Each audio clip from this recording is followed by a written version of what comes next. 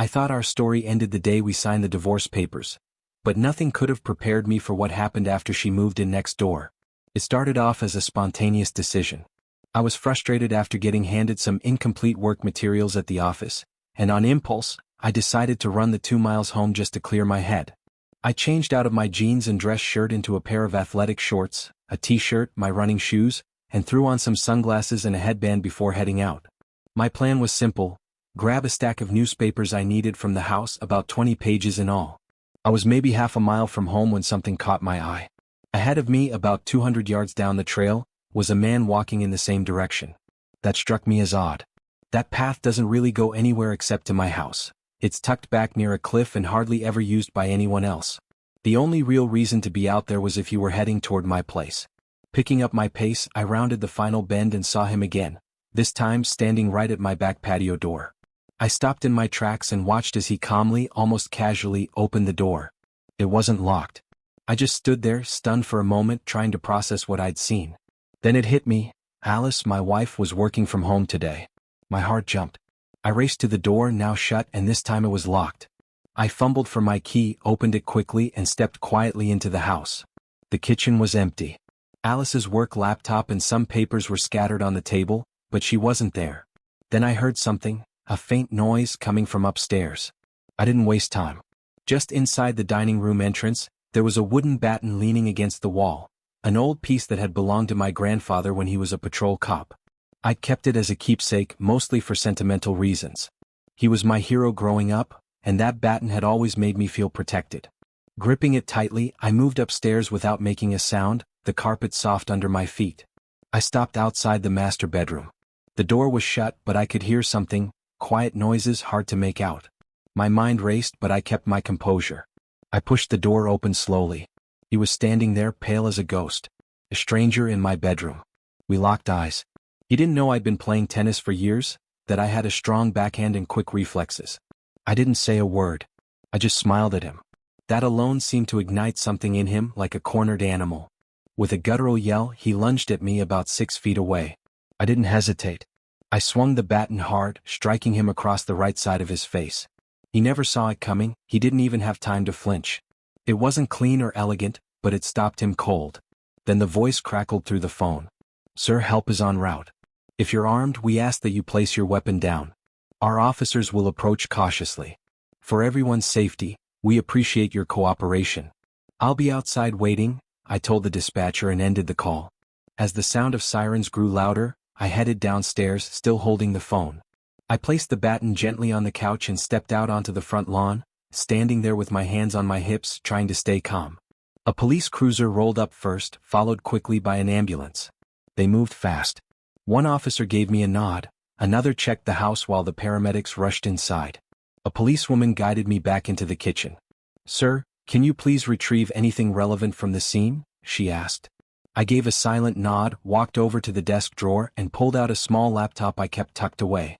Then I grabbed Green's phone from the counter. With practiced movements, I transferred a video file from the phone onto the laptop, saved it to a private folder, and then emailed it straight to my office account. When I was done, I powered everything down, left his phone right on Alice's desk, and stepped back into the kitchen just as the paramedics wheeled Green out on a stretcher. He was quickly loaded into the ambulance, his face a mess of bruises and swelling. I watched in silence. One of the detectives, Dempster, approached me with a clipboard. "Did you see this man, Green, before you entered the house?" he asked. "No," I answered, shaking my head. "I only realized it was him after I saw him in our bedroom." I reacted. I wasn't trying to seriously hurt him, I just wanted to protect my wife. He threatened me, told me to drop the batten or he'd use it on me. So when he lunged again, I swung. He actually roared, like some kind of wild animal. They told me Alice was being taken to the hospital as a precaution. She was in shock, they said, but her vitals were holding steady. I looked at her as they carried her past me. Our eyes met for just a second. A single tear rolled down her cheek. "I'm sorry, Timmy," she whispered faintly before slipping into unconsciousness again. "Alice?" I called out, but she didn't respond. They got her into the ambulance and I didn't waste time. I rushed upstairs, threw on clean clothes and grabbed the keys. One of the officers let me know they'd be sealing off the house until further notice. I just nodded and got in the car, trailing the ambulance to the hospital. After everything that had happened, One of the hardest things I had to do was call Alice's parents. I didn't go into detail, I just said something had happened and they should come to the hospital. Deep down, I knew this was likely the beginning of the end for our marriage. I tried to keep my thoughts straight, but they kept circling back to the same question. How could this man, Simon Green, have drugged her? The truth that gnawed at me was even worse. Given the circumstances, it didn't look like she'd been forced into anything. It seemed more like she was waiting for him. Maybe even expecting him. The back door was unlocked. I couldn't shake the image of her waiting, maybe even undressed. How many times had this happened before? How long had this been going on? I loved Alice. Still do in some strange, aching way. She was joyful, warm, and gentle. We had a life that felt real. Our connection, especially physically, was strong. Even when work consumed me, we always made space for each other, particularly on weekends. Since stepping away from heavy courtroom cases, my job had become more predictable, more manageable. We had time. Or so I thought. Now, I was holding on to the hope that when she woke up, some kind of clarity would come to her, that she'd realize what she'd done, snap out of whatever fog she was in, and want to come back to real life. Back to us. How long until she regains consciousness? I asked the doctor. Could be 3 or 4 hours, she said. It depends on the dosage she was given. I'll be here, I promised. Good. She was about to leave, but I stopped her at the door. What about Simon Green? Any news on his condition? She paused, hesitated. I probably shouldn't say this, but he's in a coma. The trauma to his head was severe. We also found evidence of him being on something, likely medication. When she left, I sat there with my thoughts. I kept replaying everything. Simon, this guy I barely knew, was lying unconscious because of me. And honestly, I didn't feel guilty. I wasn't proud of it, but I wasn't sorry either. Later on, a nurse came by. She told me she'd had suspicions about Simon recently. Said he'd started acting differently, less involved with community stuff. Like the kids' sports events he used to show up for without fail. He'd started skipping them, using work as an excuse. But maybe he wasn't busy with work. Maybe he was busy with my wife. Do you know if they were seeing each other before today? I asked. I can't say for sure, she replied. But they didn't look like strangers. They didn't waste any time either. Like it was routine. As the hours passed, Alice finally stirred. How are you feeling, Alice? Dr. Moore asked gently. Her voice was faint. I'm so sorry. Dr. Moore encouraged her to wake up fully, to face what had happened and start processing it. She explained to Alice that emotional detachment might be normal right now, but it wouldn't last forever. She'd need to come to terms with everything. They said she might be released that afternoon, maybe in a couple of hours. Alice asked if I was still around. She remembered me being there when she first came to, and it seemed like she hoped I still was. But the doctor told her I'd left. That I thought it might be easier for her to recover without me hovering nearby. And honestly, part of me couldn't bear to look at her. Not after seeing what I saw. Not when all I could picture was her in that room, waiting for someone else. Someone who wasn't me. When she was finally discharged, they wheeled her out in silence. I had brought the car around to the front. She got in quietly. The entire drive home, about 10 minutes, we didn't exchange a single word. She just stared out the window, her face streaked with silent tears. But she didn't cry. Not out loud. Just sat there broken. And I drove, feeling like a ghost behind the wheel of a life I no longer recognized. When we got home, I unlocked the front door and we stepped inside the house that used to be filled with warmth and laughter. It was quiet. No sign of the police, no real mess, nothing out of place downstairs. Alice made her way to the living room and sank into the old rocking chair by the window, the one she always curled up in with a book on rainy afternoons. I didn't say anything. I just nodded and headed upstairs. As I reached the top of the staircase, her voice followed me up. It's complicated, Timmy. I paused, hand on the railing, listening. I've been working for Simon for a long time, she continued, her voice shaky. I've always respected him, admired him even. But lately, he started acting differently. Making comments. About the way I looked. About how I dressed. She took a breath. He started getting a little touchy. Putting a hand on my arm, brushing my shoulder. I didn't know what to make of it at first, it caught me off guard. Then he asked me to lunch. I stepped into the hallway and looked down at her. Didn't any of this seem off to you? I asked. Didn't it feel like a red flag? She lowered her eyes and nodded faintly. Maybe. But I was flattered. He's charming, attractive. And I was curious. That hit me like a punch to the chest. I didn't plan any of this, she whispered. But when I saw your face, it scared me. You looked cold. Not angry, not hateful. Just like I meant nothing to you anymore. Like I was already gone." Her words trailed off.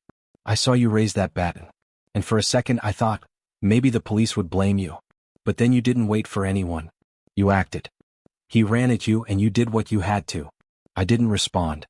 There was nothing to say.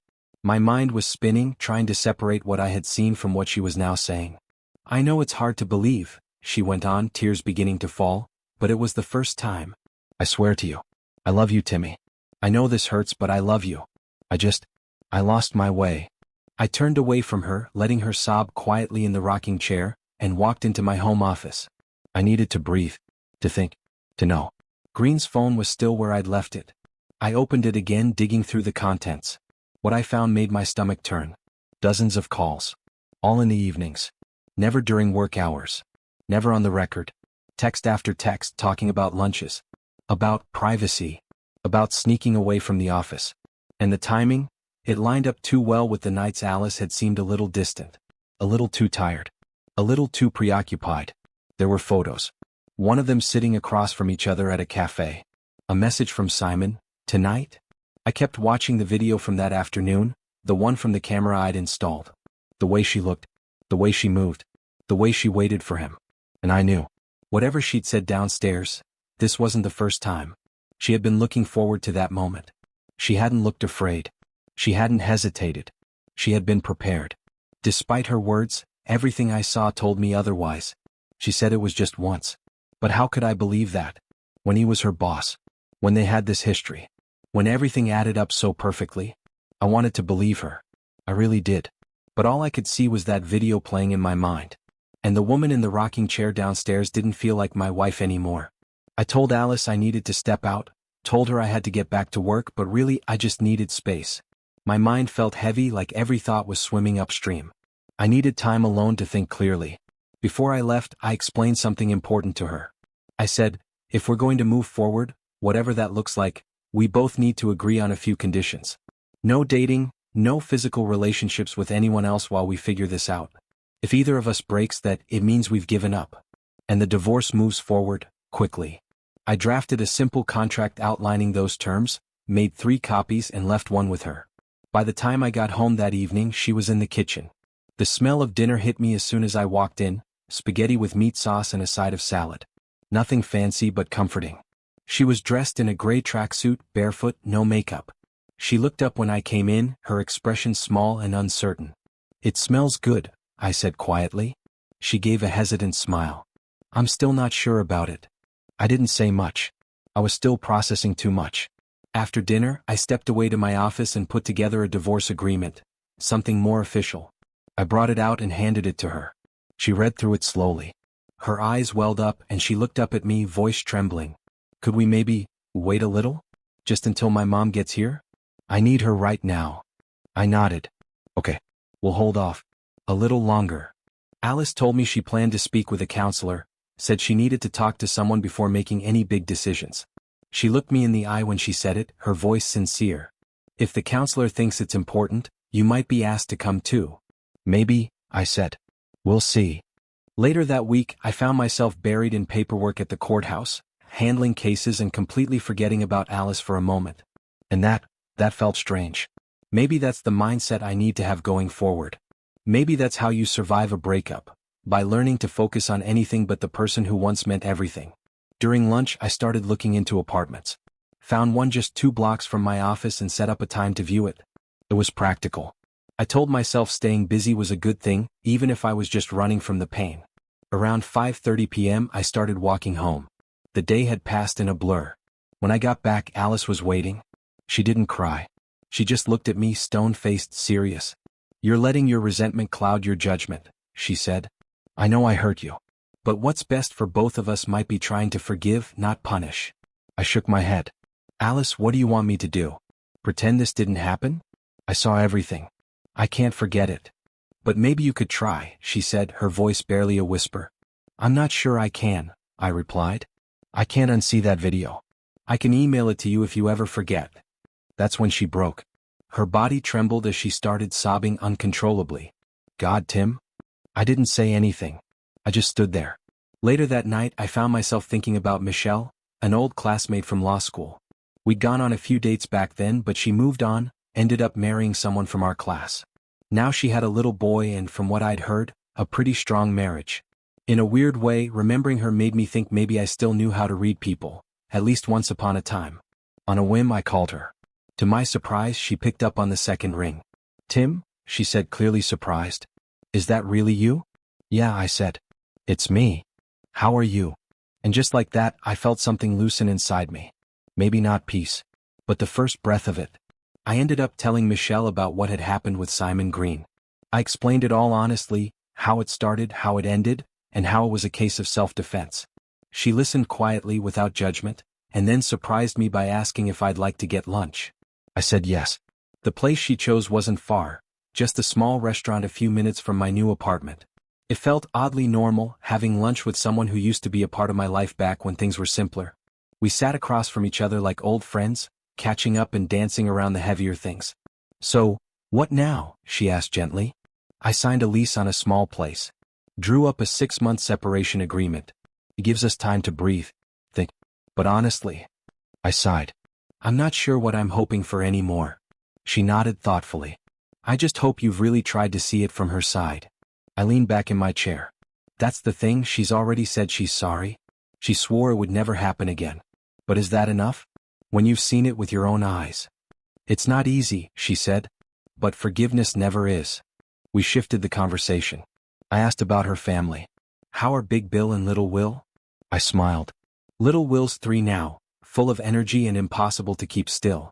He's starting kindergarten soon, she beamed. And Bill's doing great too. We've had our moments, but we've grown through them. Her voice carried the weight of someone who had fought for her marriage and won. I admired that. Later that evening, as I sat alone in my apartment, it hit me. This thing between me and Alice, it was over. Maybe it had been over the moment I saw that video. Maybe it was over long before that. There had never been talk of kids. No long-term planning anymore. And despite all the promises, she hadn't upheld her part of what we agreed on. It was becoming clearer by the day. This wasn't a break. It was the end. I didn't think I was ready for a whole new life. The idea of starting fresh with all the responsibilities and uncertainties felt heavy. The separation wasn't the relief I thought it might be. It was more of a confirmation, a silent closing of the door we had tried to keep open. Since moving out, I hadn't spoken to Alice at all. Not even a message. Until yesterday. I stopped by the house to grab the last of my things. When I stepped inside, Alice was in the kitchen. She was standing oddly, like she was trying to block the doorway. That's when I saw it, a car pulling up out front. Brand new Mustang. The driver? Blonde guy looked about my age. He stepped out, walked around the car, and opened the passenger door like he was on a date. Alice came out. She was dressed up. Not casual, dressed. The kind of outfit you wear when you're trying to impress. I walked over, my heart pounding but my expression calm. "Hi, Alice. I just came by to see you," I said. She turned around, clearly startled. The guy, James I think, looked nervous like he knew exactly who I was. "Timmy," she stammered. "This is James from work. He's just a friend." He stepped forward awkwardly. "We were, just grabbing dinner?" "Sure," I said. "The thrill you missed last week, huh? You're free to do whatever you want now, Alice. We don't need to pretend anymore. Just go ahead and hire a lawyer." I turned around and walked away. Down the same path I had taken 100 times before, but this time it was final. That moment didn't sting the way I thought it would. Maybe because deep down I already knew. I'd just never seen her act like that before. And yeah, she was beautiful, she always has been. It's no surprise other men noticed her. But this time I saw her differently. Not as my wife. Just as someone I used to know. I sat alone in my room for a long time, trying to wrap my head around it all. Why she gave in to someone like Simon, how it all unraveled the way it did. The truth was, maybe I'd been ignoring the signs for years. I started thinking back to her past before we even got together. In high school, I remembered how she'd gone to prom with one of the football players and lost her virginity that summer. She was 18, working a part-time job, and every night she seemed to be out with someone new. I used to worry about her getting pregnant or catching something, but she assured me she was on the pill, and as far as I know, nothing serious ever happened. When we met during our first year of college, she didn't seem like someone who had lived a wild life. She felt grounded, even thoughtful. She didn't come off as careless or reckless. But she had more experience than I did, no question. She told me a little about her past back then, but never in detail. We met up again a few days later. It was simple, we grabbed a quick lunch. She just had a bowl of soup and picked at some crackers while I ordered a sandwich. As we waited, she looked up at me with these heavy, regretful eyes and said, "Tim, I really messed up your life, didn't I?" Her voice cracked a little as she continued. "I've been seeing a psychologist. We talked about a lot, and she said I might have always been afraid of having children. I never really admitted it to myself. Maybe I've just always been broken. I don't know why I did what I did, but at the time I really wanted Simon. I wish I didn't. I wish I could take it back." I just stared at her, unsure of what to say. "He's not exactly a ladies' man," I muttered. She shook her head. "He's back at work. Part-time. Walks with a cane now. His injury messed him up pretty bad. I don't know if he'll ever be the same." Her tone shifted. "But Tim, you always satisfied me. Completely. I was the fool." That moment changed the air between us. The honesty about her past, about her choices, it hit me like a storm. I wasn't even trying to hide the discomfort it caused, and she picked up on it instantly. "You still want me, don't you?" she said almost softly. "I can see it in your eyes. I'm still yours if you want me. Anytime." She started humming a tune, an old song that felt far too fitting. "Just say my name and you know wherever I am." She smiled at me like nothing had changed. My breath caught in my throat. I had no idea what to say. Alice? She was still the most beautiful woman I had ever laid eyes on. At least to me. Despite everything, despite the damage that hadn't changed. Later that day we rode the elevator back up to her apartment. I was quiet. She stood close. When the doors opened, two women stepped in front of us, one of them waving and calling Alice's name. But Alice didn't answer. She just kept walking, her hand lightly on my back.